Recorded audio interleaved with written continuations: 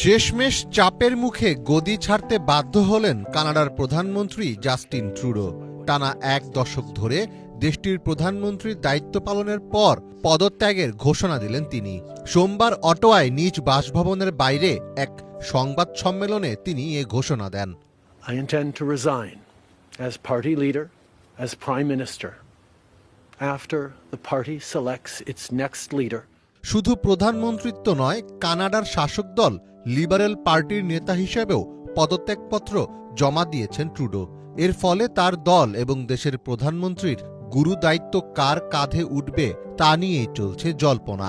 ট্রুডোর উত্তরাধিকারী হওয়ার দৌড়ে ইতোমধ্যে বেশ কয়েকজন প্রার্থী আলোচনায় জায়গা করে নিয়েছেন।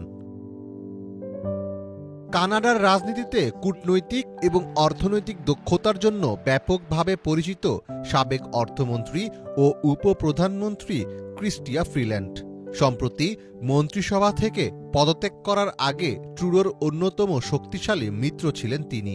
চলমান সময়ে দেশের আর্থিক নীতি পরিচালনা এবং বাণিজ্য নেতৃত্বে শক্তিশালী পছন্দ হিসেবে এগিয়ে থাকবেন তিনি। কানাডার পরবর্তী প্রধানমন্ত্রী হওয়ার দৌড়ে সম্ভাব্য ডার্ক হর্স হিসাবে আবির্ভূত হয়েছেন কানাডার কেন্দ্রীয় ব্যাংকের সাবেক গভর্নর মার্ক কার্নি। তার আত্মকথামূলক বই values building a better world for all প্রকাশিত হওয়ার পর দেশ জুড়ে আলোচনায় আসেন তিনি। অনেকে তাকে লিবারেল পার্টির পরবর্তী নেতৃত্বের দাবিদার বলেও মনে করেন। কানাডার বর্তমান আন্তঃসরকার বিষয়ক মন্ত্রী ডোমিনিক লেব্লাঙ্ক ট্রুডোর একজন ঘনিষ্ঠ আস্থাভাজন।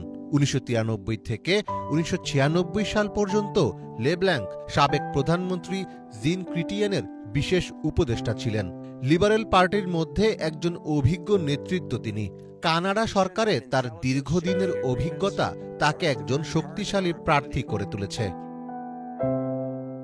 ট্রুডোর উত্তরাধিকারের দৌড়ে নতুন মুখ হিসেবে দেখা যেতে পারে আনিতা আনন্দকেও। কানাডার জাতীয় প্রতিরক্ষা মন্ত্রী হিসেবে দায়িত্ব পালন করা আনিতা দেশটির রাজনৈতিক অঙ্গনে ব্যাপক প্রশংসিত একজন নেতা। এছাড়াও এই দৌড়ে নিজেদের এগিয়ে রেখেছেন উদ্ভাবন, বিজ্ঞান ও শিল্পমন্ত্রী ফ্রাঁসোয়া ফিলিপ শ্যাম্পেন, পররাষ্ট্রমন্ত্রী মেলানি জোলি ও ব্রিটিশ কলম্বিয়ার প্রাক্তন প্রিমিয়ার ক্রিস্টি ক্লার্কের মতো পরিচিত মুখেরা।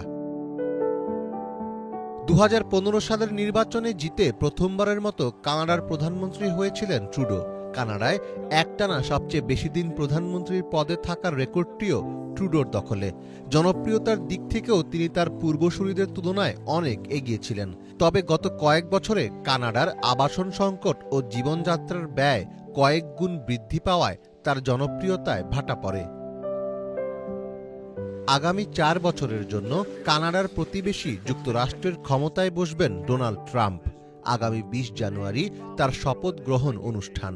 ফলে কানাডার দায়িত্ব যার কাঁধেই পড়ুক না কেন, দেশটির অর্থনীতিকে মজবুত করা ও ট্রাম্পের প্রশাসনের সঙ্গে মানিয়ে চলতে পারার মতো সক্ষমতাই হবে তার জন্য সবচেয়ে বড় চ্যালেঞ্জ।